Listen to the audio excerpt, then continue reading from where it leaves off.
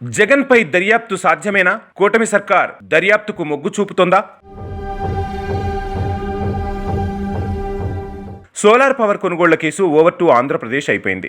దేశం మొత్తం అదానీ సెంట్రిక్గా చర్చ జరుగుతుంటే ఆంధ్రప్రదేశ్లో మాత్రం జగన్ను కార్నర్ చేసే పరిస్థితులు స్పష్టంగా కనిపిస్తున్నాయి. జగన్ను ప్రాసిక్యూట్ చేసే అవకాశాలను పరిశీలిస్తోందట రాష్ట్ర ప్రభుత్వం. విద్యుత్ కొనుగోలు అగ్రిమెంట్ వ్యవహారంలో America securities and exchange commission Gautam అదానీతో పాటు ఆయన సన్నిహితులపై కేసు పెట్టింది. 2021లో ఏపీ ప్రభుత్వం 7,000 మెగావాట్ల సోలార్ పవర్ విద్యుత్ను కొనడానికి 1,750 కోట్లు లంచమిచ్చారని, ఈ వ్యవహారంలో అప్పటి ఆంధ్రప్రదేశ్ సీఎం జగన్ ఉన్నారని ప్రస్తావించారు. దీని ఆధారంగా జగన్పై అవినీతి నిరోధక చట్టం కింద కేసు పెట్టొచ్చా అన్న కోణంలో కూటమి ప్రభుత్వం న్యాయ నిపుణుల సలహా కోరినట్లు తెలుస్తోంది. జగన్ను ప్రాసిక్యూట్ చేయడానికి గవర్నర్ అనుమతి కోరాలని కూడా ఏపీ ప్రభుత్వం భావిస్తోందట. జగన్ మీద యాక్షన్ తీసుకోవడానికి ఏపీ సర్కార్కు లీగల్గా ఎంతవరకు అవకాశం ఉందనేది ఇక్కడ హాట్ టాపిక్గా మారింది. అమెరికాలో నమోదైన కేసుల వ్యవహారం ఇష్యూ కేంద్ర ప్రభుత్వాన్ని ఇరకాటంలో పడేసేలా సిచ్యువేషన్స్ కనిపిస్తున్నాయి.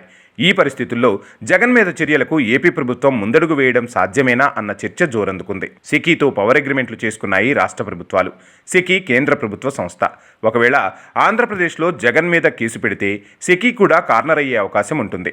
అంతేకాకుండా అదానీ వరకు వ్యవహారం వెళ్లే ఛాన్సూ లేకపోలేదు. అలా జరిగితే కేంద్ర ప్రభుత్వం ఇరకాటంలో పడే పరిస్థితి కనిపిస్తోంది. ఇలాంటి సిచ్యువేషన్స్లో ఆంధ్రప్రదేశ్ సర్కార్ వేసే అడుగులు కీలకంగా మారనున్నాయి. జగన్ను కార్నర్ చేయబోతే సెకీ, అదానీని కేసులో ఇన్వాల్వ్ చేయాల్సి ఉంటుందని అంటున్నారు ఎక్స్పర్ట్స్. ఎన్డీఏలో కీలకంగా ఉన్న తెలుగుదేశం పార్టీ అంత దూరం వెళ్తుందా అనేది ఇప్పుడు ఇంట్రెస్టింగ్గా మారింది. అయితే ప్రస్తుతం కూటమి నేతల విమర్శలు చూస్తుంటే మాత్రం జగన్ అడ్డగోలుగా దోచుకున్నారని ఎక్స్పోజ్ చేయాలని ఫిక్స్ అయినట్లు కనిపిస్తోంది. దానికి ఆధారంగా యుఎస్లో నమోదైన కేసును ఎగ్జాంపుల్గా చూపిస్తోంది టీడీపీ. అంతేకాకుండా జగన్ అదానీ 3 సార్లు భేటీ అయ్యారని, ఆ మీటింగ్ వివరాలు ఎందుకు రహస్యంగా ఉంచారని ప్రశ్నిస్తుంది తెలుగుదేశం పార్టీ. పవర్ పర్చేజ్కు సంబంధించిన ఫైల్కు కేవలం 7 గంటల్లోనే ఆమోదం తెలిపారని ఆరోపిస్తున్నారు.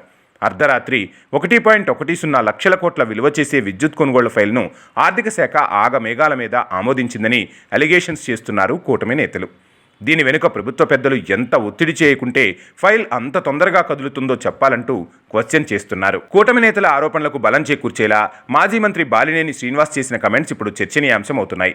పవర్ కొనుగోళ్ల ఫైల్ మీద సంతకం కోసం తనను అర్ధరాత్రి నిద్రలేపారని ఆయన చెప్పిన మాటలు ఇప్పుడు హాట్ టాపిక్ అవుతున్నాయి. మిడ్ నైట్ సంతకం పెట్టమంటున్నారంటే ఏదో ఉందని గ్రహించి తాను సైన్ చేయలేదని, తర్వాత క్యాబినెట్లో పెట్టి ఆమోదం తెలిపారని బాలినేని అంటున్నారు.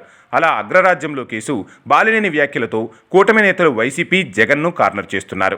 అయితే పవర్ పర్చేజ్ అగ్రిమెంట్ మీద ఏపీ సర్కార్ దర్యాప్తు చేయడం పొలిటికల్గా, లీగల్ పరంగా అంత ఈజీ కాదన్న అభిప్రాయాలు వ్యక్తమవుతున్నాయి. టీడీపీ ఎన్డీఏలో భాగంగా ఉండటంతో విద్యుత్ కొనుగోళ్ల వ్యవహారంలో కూటమి దూకుడుగా వెళ్లే అవకాశం లేదన్న చర్చ జోరందుకుంది. లీగల్గా కూడా అమెరికాలో కేసు ఉండటం, కేంద్ర ప్రభుత్వమే అదానీ మీద యాక్షన్ తీసుకోవడానికి ఎలాంటి స్టెప్పు వేయకపోవడంతో ఏపీ సర్కార్ చేసేదేం ఉండదని అంటున్నారు నిపుణులు. ఇదంతా రాజకీయ, న్యాయపరమైన అంశాలతో ముడిపడి ఉన్న ఇష్యూ అంటున్నారు.